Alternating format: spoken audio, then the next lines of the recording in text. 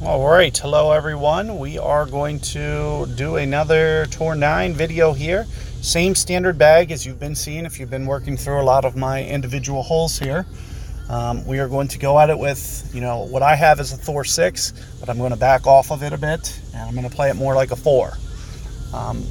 Because I'd assume, if you're in Tour 9, especially grinding, you're at least at a 3, and 3 to 4, it's going to be about maybe 8 yards difference, but still manageable in this tour. You can see, most of the holes here are layups.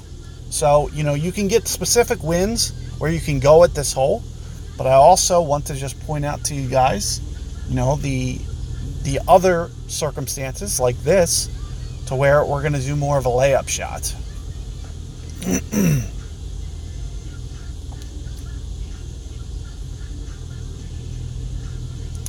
So, I'd assume 50-60% of the time you can assume that you're going to be laying up here at least and not going for that island hop. So what you'll see me do, I'll scale off my ball a little bit. I'll probably use a katana ball just because, I don't know what the shootout I'm going to get. And having that side spin boost is going to make this a very good ball. And the way that you're going to see me do this is maybe with a little bit of power, but I'm going to kind of back off a little bit. So there you're going to see me pull up more towards. And additionally to that, you're going to see me go, I usually play 1.7 per ring. I'm going to play more like 1.5 per ring here. And I'm just going to kind of visualize 8-9 rings. Also factoring in, there's going to be some, extra wind resistance kind of pushing the ball to the right since it's a side wind. So I'm kind of factoring all that in to that shot, and you see I'm just kind of grooving it up through there. And I did go, relatively max on power, but I did take off a little bit. So the reason that I would take off a little bit is more for precision than anything. Making sure that you play within your means, what you feel comfortable with, and can get a great ball virtually 100% of the time. So that's why you see me kind of laying off that a bit. And here you see, my opponent going into the bunker here.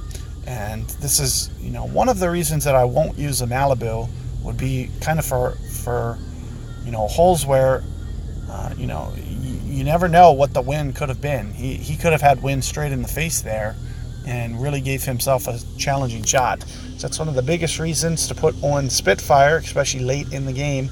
It becomes the, kind of end game club, whereas Malibu is more entry level. I use it early on, but as soon as I can get to a decent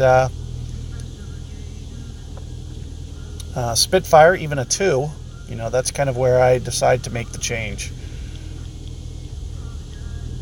And here what you can see I'm doing, I'm going to just play around with the side spin because you can see that the ball's not going to want to, and I am at max club, so you're going to see me play right around 6 rings there. And I want to just briefly talk about what I was doing. So first I was sizing up the shot. I was trying to see, if I land it left, if I land it right, like, is it going to be shooting towards the hole? And you could see that it was almost like a little crest.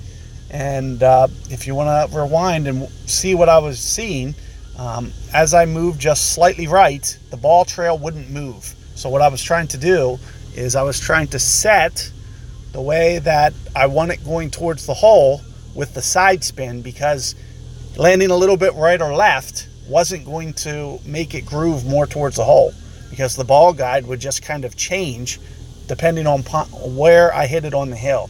So the best way to do it is kind of dictate the shot with your spin and be able to, do the shot that way.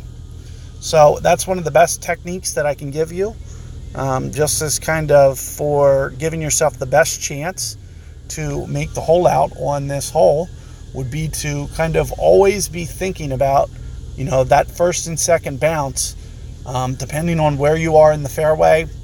That fairway is going to be very bumpy and rigid.